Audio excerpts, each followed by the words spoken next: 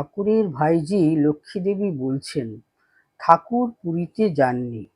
বলরামবাবু যখন একদিন মহাপ্রসাদ নিয়ে গিয়ে তাকে দিলেন, দেখেছি তিনি উহা মাথায় ঠেকালেন, প্রণাম করলেন।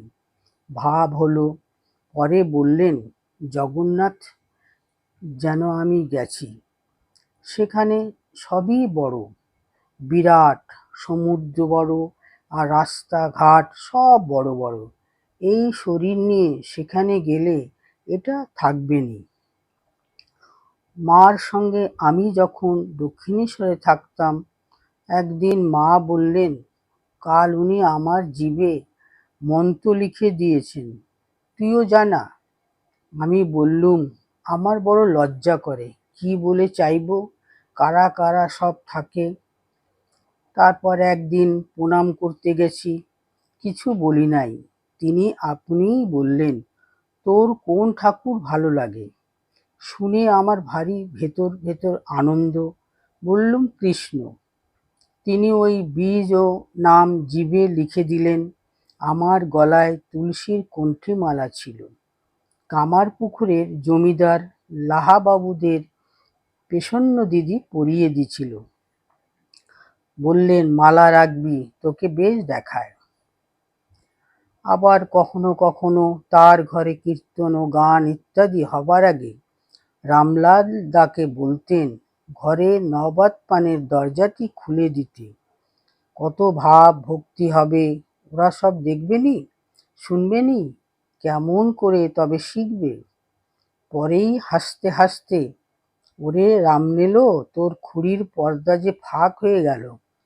টাটির ভেতর ছোট ছেদা দিয়ে মা সব দেখতেন, ও তাতেই আনন্দ পেতেন। ঠাকুর শ্রীমা ও আমাকে রামায়ণ ও মহাভারত থেকে গল্প বলতেন, যেমন রাজা নলের কাহিনী ইত্যাদি। তারপর আমাদের জিজ্ঞাসা করে দেখতেন আমরা সেগুলি বুঝেছি কিনা, আর আমাকে দিয়ে গল্পগুলো বলাতেন। পরে সন্তুষ্ট হয়ে বলতেন, এই জন্য তোকে সুখ বলি। ঠাকুর সাধন ভজন করতে খুবই বলতেন, সর্বদাই প্রাণ ভরে ডাকতে বলতেন, তবে বাইরে বাইরে গিয়ে নয়। আরও নির্দেশ দিতেন, জপে কি হবে যদি স্বভাব ভালো না থাকে। মেয়ে ছেলে যুবতী ব্যভিচার থেকে খুব সাবধান। গাছ যেমন ভেতরে ভেতরে জল শুষে নেয়, তেমন করলে চলবে না। একদিন বলেছিলেন, ঠাকুর দেবতা যদি স্মরণে না আসে তো আমায় ভাববি, তাহলেই হবে। আমায় মনে হয় তো? কেমন মনে হয়? হ্যাঁ, তা হয়, এই যেমন দেখছি তেমন। ঠাকুরের পেটে বরাবরই দোষ ছিল। ঠাকুমা যখন দক্ষিণেশ্বরে থাকতেন, তখন ঠাকুর রোজ সকালে একটি করে পেন্নাম করে আসতেন। ঠাকুমা দেখতে খুব সুন্দরী, মোটা সোটা, সেকেলে মেয়ে, বড় লজ্জাশীলে, সকলকেই শরম। এক গলা ঘোমটা দিয়ে আস্তে আস্তে ছোট ছেলেকে জিজ্ঞেস করতেন, বলি, তোমার পেটটা কেমন আছে? ঠাকুর হয়তো বললেন, একটু ঠসকে আছে, ভালো নয়। তিনি তা শুনে আবার উত্তর দিতেন, তা মা কালীর ভোগ খেয়েওনি যে কদিন পেটটা খারাপ থাকে? বৌমাকে বলবো এখন মাছের ঝোল আর কাঠের জালে চারটি চারটি ভাত রেঁধে দিবে, তাই খেও। মাও যখন ঠাকুরকে পেন্নাম করতে যেতেন, অমনি ঠাকুমাকেও একটি পেন্নাম করতেন। ঠাকুর মাঝে মাঝে ঠাকুমাকে বলতেন, তুমি মা, সেই দেশের মতো করে বেশ ফোড়ন টোড়ন দিয়ে দুটো একটা তরকারি করো না, খেতে বড় মন যায়, আর এদের তরকারি রুচেনি। ঠাকুমাও সেই মতো রেঁধে দিতেন। ঠাকুর খেয়ে খুব খুশি। ঠাকুর বলতেন, মেয়ে ছেলে কি নিয়ে থাকবে, রান্না বাড়া ভালো, মন ভালো থাকে। সীতা রাঁধতেন, স্বয়ং লক্ষ্মী রেঁধে সকলকে খাওয়াতেন। দ্রৌপদী রাঁধতেন, পার্বতী রাঁধতেন। ঠাকুমা শেষটা প্রথম দুই ছেলের মারা যাবার পর কেমন একরকম জবুথবু হয়ে গিয়েছিলেন। দিনের বেলা আলমবাজারের চটকলে বাঁশি না বাজলে তিনি খেতে বসতেন না।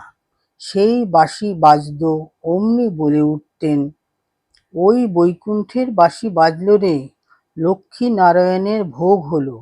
রবিবার দিন তাকে নিয়ে ভীষণ আতান্তর হতো। বাঁশি বাজত না, কলের ছুটি, তিনি খেতে চাইতেন না। ঠাকুর ভেবে অস্থির হয়ে পড়তেন, খেদ করতেন, আজ বুড়িকে নিয়ে বড়ই কষ্ট পেতে হবে। আহা, বুড়ো মানুষ, খাওয়া দাওয়া হবেকনি, শরীর কাহিল হয়ে পড়বে। হৃদয় দাদা বলতেন, হ্যাঁ দেখো মামা, তুমি অত ভেবোনি, বুড়ির খিদে পেলে আপনিই খাবে। ঠাকুর বলতেন, না রে, দেখতে হয়, খবরাখবর নিতে হয়। ঠাকুর খেয়ে দিয়ে চটি জুতোটি পায়ে দিয়ে কাছে গিয়ে উচ্চস্বরে বলতেন, মা, এই বেলা খেয়ে লও, রাধাকান্তের প্রসাদ। তখন অগত্যা ঠাকুমা বলতেন, আচ্ছা তবে দাও। ঠাকুমার শরীর যেতে ঠাকুর কেঁদেছিলেন। ঠাকুমা অন্তর্ধান হলে ঠাকুরের খাবার মা রোজ নিয়ে গিয়ে ঘরে ধরে দিয়ে আসতেন। ঠাকুর মাঝে মাঝে রহস্য করে বলতেন, ভাগ্যি গাছতলাটি ছিল, নইলে এমন করে কে খেতে দিত, রেঁধে দিত, নইলে পরনে কাপড় থাকে না, তার আবার বিয়ে।